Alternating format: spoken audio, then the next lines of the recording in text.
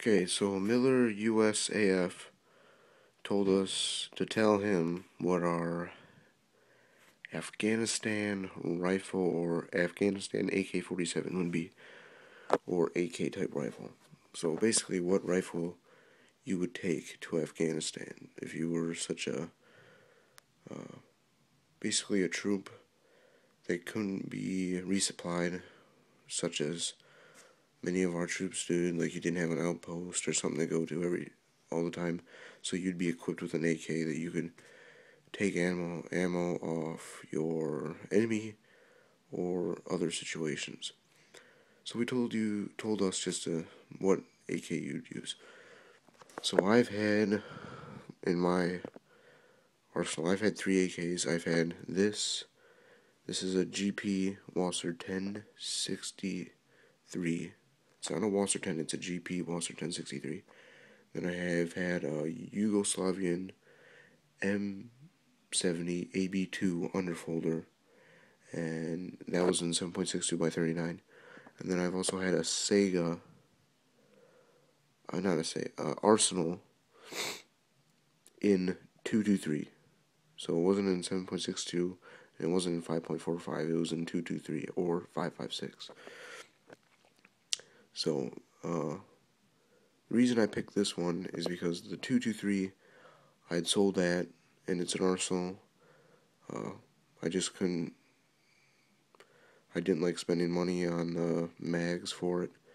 The 223 mags were a little more expensive, and I said, you know what, might as well just get an AR if you're going to have something in 223. The Yugo I had sold, but I'm trying to get that back right now, and this is the one I have left. So I'm going to go over it and tell you what I have on it. So, first off, we have here AK-74 style muzzle brake. Now, it does the downside, if you start shooting a lot, or if you start engaging your enemy, they will be able to see you. It's a muzzle brake, it's not a flash hider.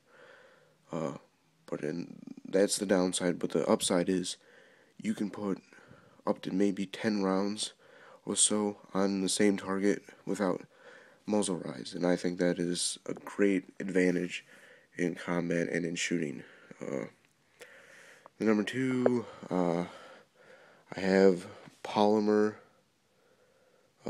foregrips or front furniture on it. The reason I have that is because the wood furniture that came with it did not have a heat shield.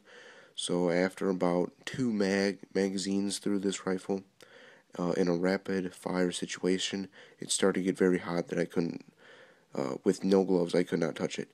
This, since it has a heat shield in it, or it has a very thick heat shield, I can shoot about 5 or 6 magazines through it before it starts to get a little warm, and if you have a glove on, you barely even feel it.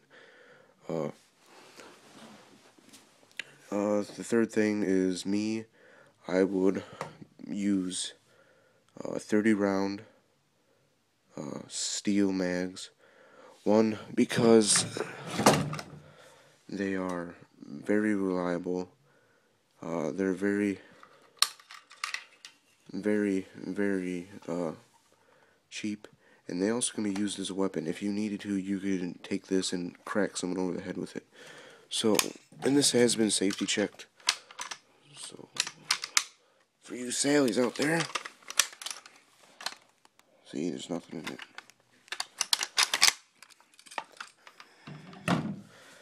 So that's that.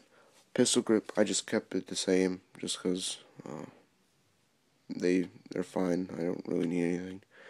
The stock I kept as a wood stock. I like the wood stock because after shooting all day, it doesn't hurt as much as the wire stocks, and it's much more comfortable. You get a good cheek weld. Also, on the back, it has the cleaning rod or cleaning kit, and the reason I went with a wood stock instead of a polymer, such as the front, is if you need to, you can crack someone over the head with this. So that's very useful. Also, I went with no sights, because if I'm running around in the mountains of Afghanistan and stuff, I don't want them to break on me. and iron sights are just as good for what I'd be engaging with this particular rifle. So it's just basic irons. I don't know if you can't really see it, but basic irons, nothing special. Uh, but this is a AK that would get you through the day and keep your enemy at bay. And also, I just have a cotton sling, which is very reliable, and so that's the AK I would use. And thanks for watching.